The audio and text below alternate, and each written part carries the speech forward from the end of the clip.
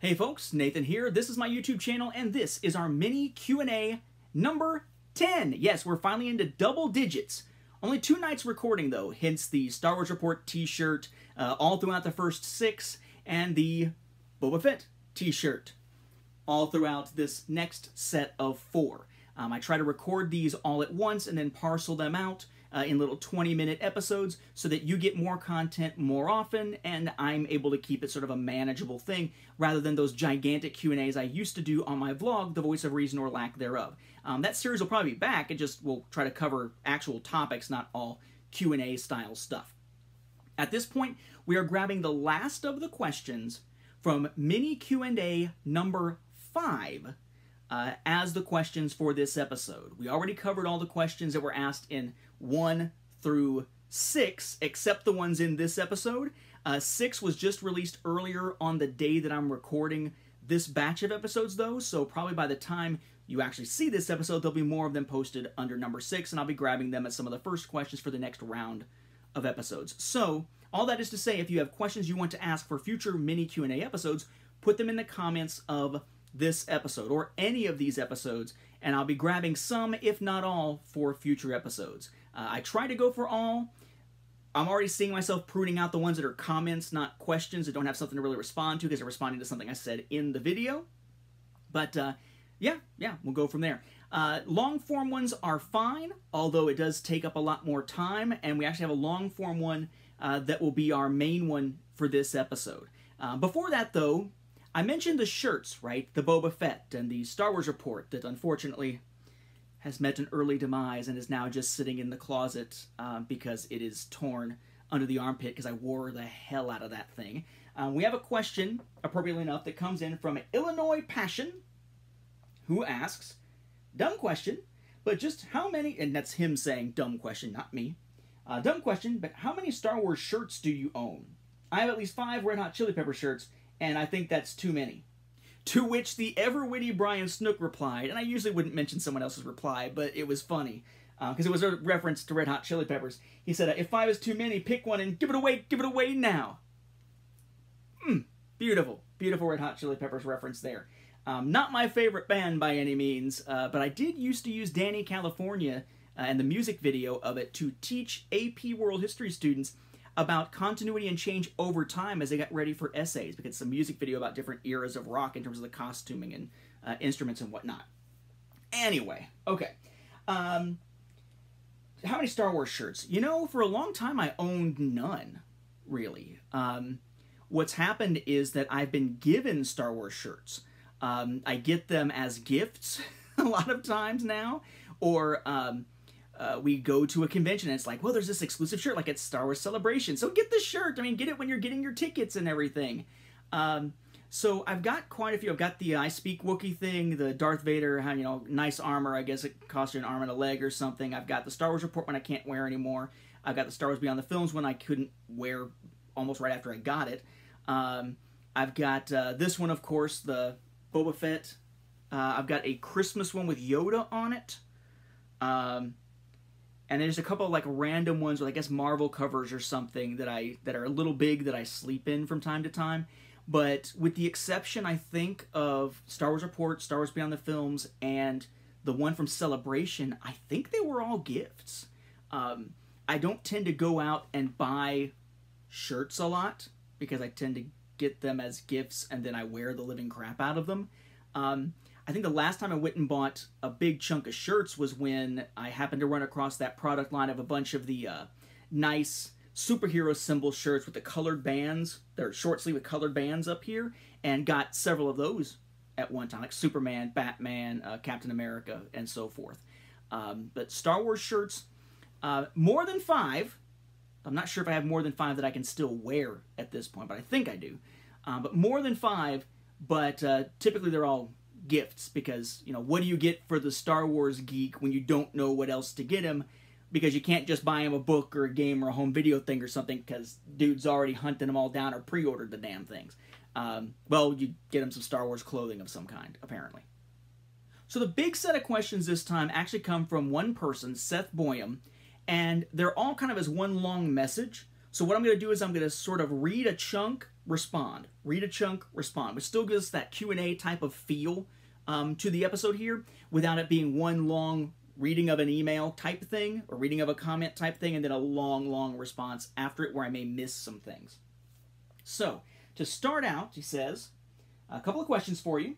I've noticed that there's been a decent amount of buzz online as to whether Kylo Ren will or should be redeemed in some way in Episode 9. What is your opinion? Personally, I'm in the not redeemed camp, since I don't feel the movies have set up a redemption story, and I like a contrasting story to Vader's redemption in the original movies more than another echoing plot. So it kind of depends, and I guess what I want to see is something human, essentially. Whether that's redemption or not. Because we've seen a child of Solo, a son of Han and Leia, go dark, become a Sith, in that case, and not be redeemed, and instead have to be cut down by his own sister. We saw Jason Solo and Kaitis in that arc already. That was my favorite of the Star Wars book series, by the way, Legacy of the Force. Good stuff. My favorite comic series being Legacy, as noted by my son being named Cade. I don't know. Remember, though, that when Lucas talked about the sequel trilogy, he talked about this idea that in the original trilogy, it was all about the child having to redeem the parent. And the next stories, which granted, they threw out many of his original ideas and went with something different. But the idea at the time was that the sequel trilogy would be the next generation of Skywalkers, the next generation of Force users and whatnot. Luke would be sort of the older, hermit-like Obi-Wan figure, as he turned out to be, more or less, in The Last Jedi. But that it would wind up being one of the children of the original trilogy characters who wound up going dark. And then this time it would be up to the parents' generation to redeem the child, rather than the other way around. Now, I don't necessarily see that happening at this point, because obviously you're not going to have a huge presence for Leia, with Carrie Fisher having passed away. Han Solo's character is dead. Luke is dead, but in the Force, so he's coming back, presumably as like a Force ghost or in a vision or something like that, because we already know Mark Hamill will be in Episode 9. But it kind of removes that idea of that previous generation of parental figures redeeming the child, because the child has let the past die, so to speak. So, if there is a rational way to do it, I think that would work. Hopefully, if so, it would build on the relationship that was forming, and I don't mean romantic, but the relationship that was forming between Kylo and Rey. In essence, he made a disappointing choice. He made a bad choice. He made an emotional choice when he had a chance to make the emotional good choice in Last Jedi. And it kind of begs the question of, can he be brought back around to that or not? What I want to see is something psychologically complex, if it's and human, which to me kind of those two go together, because humans are strange frickin' creatures when you really get down to it. So as such, give me a redemption story or not, but make it something that is complex and interesting. I think that just a straight redemption story would be predictable, just as much as a straight just kill him ending would be predictable. We need something that is different. We need something that has more depth than that. And hopefully we'll get it. Though what I don't want to see is Kylo Ren with his haircut and now just a little ponytail or something like that, while everybody's like, ah, ah. No. We're not doing a Phantom Menace ending. Continuing. Would you like to see Dr. Aphra be in a movie or TV project? And if so, who would you like to see play her? My vote would be for Agents of S.H.I.E.L.'s Chloe Bennett. She looks the part and is shown to do a good job playing characters who are deeper than the quirky exterior would lead you to believe. In any event, I hear Bennett playing her when reading the stories with Aphra in them. I don't know if I ever actually heard, a particular voice for Aphra, though I think now I will probably hear Sky / Quake / Daisy / etc. from Agents of S.H.I.E.L.D. And I gotta say, that's actually probably a really good choice. I'd like to see the character show up in something else to give it more gravitas, because it is one of the best characters that's been created for the new canon, and as fantastic as the character's basically appeared in one short story and then the comics, and hasn't really made a big jump over into the novels yet. And certainly not the small screen or big screen. It would be cool, although it runs the risk of people saying, wait, who the hell is that? Or unless you give a lot of the character background on screen somehow. Would they do it? Don't know. But it would be an interesting choice. And yeah, it's funny because one of the jokes about Dr. Aphra is that Dr. Aphra was designed to be a character who is supposed to look like she is of what on Earth would be considered Asian descent. But it's like the artist can't figure out how to draw her half the time, so she constantly changes looks. But yeah, someone whose heritage includes Asian background, but who may not immediately make you think, oh, Asian background. Someone like Chloe Bennett would probably be a perfect paradigm for how they've dealt with drawing Aphra within the books, within the comic books. Next question. Also, since I'm a Trekkie, I've been curious what your ranking of the different Star Trek shows is, since you've mentioned your marathon off and on. I haven't had a chance to see Discovery yet, although the tie-in novels are awesome, and I don't like the J.J. Abrams movies very much, but for me, it would be Next Generation, Original Series, Deep Space Nine, Voyager, Enterprise, and Animated Series. I actually pretty much like them all, to be honest, but I think the original series is the one that has the most replay value for me. Not for me. Not for me. I had a hard time getting through the original series because of the pacing, which is, again, I've talked about that before with why my ranking of Star Wars films is what it is. I would probably say, at this point, as far as Star Trek series go, that I would have a hard time deciding on Discovery or Deep Space Nine as my top pick. So those two are kind of up there fighting it out. Kind of depends on where Season 2 of Discovery goes. We've only seen one season, but it was awesome. And especially with the twist that you only saw coming right as it finally happened, that really made really good use of one of my favorite actors in the genre. And then after that, I would probably go, I want to say Voyager, Next Generation, almost fighting it out. Next Generation is what I sort of grew into Trek with, and I can almost recite some of those episodes still to this day. But Voyager felt a lot more fresh and fun to me on this rewatch than it had when I was first watching those few first seasons of Voyager before I stopped. So they're kind of duking it out there. That's almost a tiered system again. And then original and animated series would be down there because both were really tough to watch. I go original series over animated series any day because I hate the recycled use of the same animated chunks over and over again to save money in the animated series. But the original series was definitely a tough one for me to get through. My only caveat with Deep Space Nine is how much it seems like Paramount borrowed from the original pitch script that was shopped around by J. Michael Straczynski for Babylon 5, that some of which didn't even make it into eventually the finished version of Babylon 5, like a shape-shifting security chief, but which somehow magically appeared in Deep Space Nine after they shopped it around to Paramount. What a shock! And how similar some of the arcs set up within Deep Space Nine mirror the plan that was being laid out at the time and then eventually came to fruition in Babylon 5. It's part of why I stopped watching Deep Space Nine originally, but I was able to enjoy it for what it is on its own on the rewatch. So that I would probably give the edge maybe to Discovery only for that, but that's not about the show per se. That's more about perception of it because I love Babylon 5 so much. And isn't it curious, by the way, that he says Trekkie, and you hear Trekkie all the time now, as if Trekkie is like the thing you're supposed to be called if you're a Star Trek fan. Don't you remember, wasn't it like the 90s or something like that, where Trekkie became the pejorative term? You don't call someone a Trekkie, you're a Trekker. Don't you call me a Trekkie, asshole, I'm a Trekker. And now Trekker is pretty much gone, and we're back to Trekkie again. Cycles within the language, even within geekdom. Everything old is new again, as they say. As I remember back to, what was it? What is Everything Old is New Again? Was that like the first season finale or something of ER back in the day? I remember that title, and for some reason it's connected to ER in my brain. All right, continuing. Really awesome to hear about the writing process of your Star Wars comic. I actually read it long before I knew who you were or was listening to your podcast.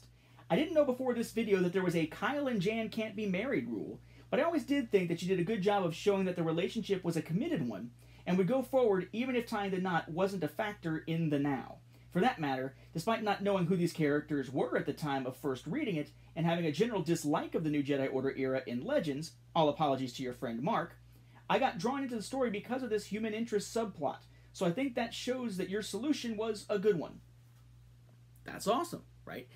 Just talking about behind the scenes kind of discussion I did on my story, Star Wars Tales number 21, Equals and Opposites, one of the 3 tales in that, which is also in Star Wars Tales Volume 6, and also in those comic packs you see up there as a story by itself that I wrote back in 2004.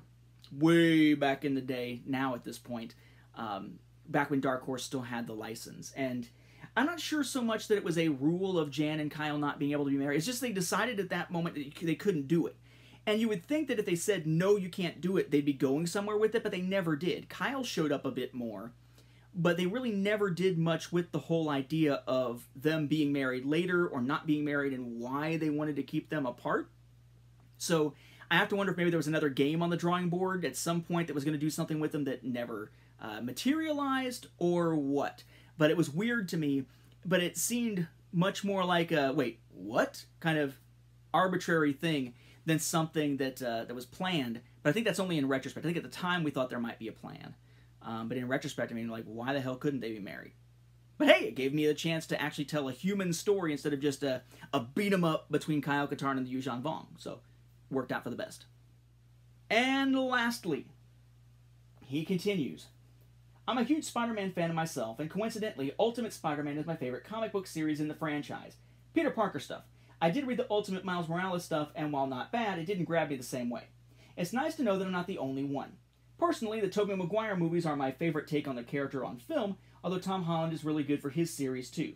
Granted, I don't mind Spider-Man 3 and actually think it's kind of underrated, so I don't have that stumbling block like you do. For animation, I really like Josh Keaton's performance in the short-lived Spectacular Spider-Man cartoon. That's the guy I'm most likely to hear when reading the comics. And he finishes with, Merry Christmas. So Merry Christmas to you as well. And yeah, he's going back to the thing where I was asked about, you know, your favorite Spider-Man in terms of, you know, comics / movies, etc., etc. I'm really actually kind of interested in seeing Into the Spider-Verse. I was actually a big fan, although they were kind of repetitive, of the Spider-Man games that came out a while back. I can't even remember if it was PS4 or PS3 era, but you had like the one that had, you had, let's see, like regular Spider-Man, Ultimate Spider-Man, Spider-Man 2099, and Spider-Man Noir in one game. And then there was one that was a time-traveling one that had Peter Parker and Miguel O'Hara together as Spider-Man and Spider-Man 2099 fighting together. It's interesting that the Spider-Man thing comes up again, though I finally, in the process of getting everything set up on the old fixed PS4 going into the room where the now going to get fixed PS4 was supposed to be, I just started playing the Spider-Man game again. I hit 100% on all the things that you could find aside from just the hidden picture locations. So I had stopped playing the new PS4 Spider-Man game, but now I'm finally going to jump back into it because as of tomorrow, as of the time I'm recording this on December 20th, or I guess as of today, because it's 1:45 a.m., I got to record these at night, they'll see the launch of the 3rd of the DLC chapters for that game. So I'm going to finally go in, play the DLC stuff for that game, and then probably delete it from the hard drive to free up some space, to be honest, because it is a pretty big game space-wise. But that one actually is turning out to be a fantastic experience. If you haven't tried out the Spider-Man video game for PlayStation 4, it is fantastic. But it is a PlayStation exclusive, so you're not going to be able to play it on Xbox, you're not going to be able to play it on the Switch or anything like that. For me, it's all about the exclusives a lot of times. That's why I'm still a PlayStation guy, and I'm still a PlayStation VR guy, despite the issues I've been having with the optical drives on PS4 Pros in the last couple of years. I guess I just need to say screw it, get a bigger hard drive, and just go all digital, but I don't know, I'm not sure I'm ready to do that yet. But that's a story for another day when we talk about media types or something like that. Probably within a question for all I know. So with that, we'll wrap up this mini Q&A episode. This is the last of the episodes in this string where you'll see me wearing this shirt, all recorded on December 20th of 2018. This is answering all the questions from the videos with the Star Wars Report shirt for episodes 1 through 6, though there's probably still going to be some for the 6th one that'll carry over to the next set of Q&A episodes because I only released that the same day that I'm recording this. So, knowing that ahead of time, if you have questions you want to ask for future mini Q&A episodes, put them into the comments of this video or any of this string here that you've seen these last few where I'm wearing the red Boba Fett shirt, and they'll be most likely to be able to be grabbed and used on the next set of mini Q&As when I record a batch of these episodes all at the same time, on the same night again, just like I have previously. It's a weird way of doing it, perhaps, but if you know the pattern, and you know kind of the pattern of how I grab the questions, and maybe you can anticipate when your question might show up and not get frustrated by, hey, wait a second, you know, he didn't answer my question that I put on the last video. Well, yeah, because chances are that video and the last video were recorded at the exact same time, so it hadn't been released yet for you to post your question, and so on. In any event, thank you for watching, thank you for your questions, and I will catch you on the next Q&A.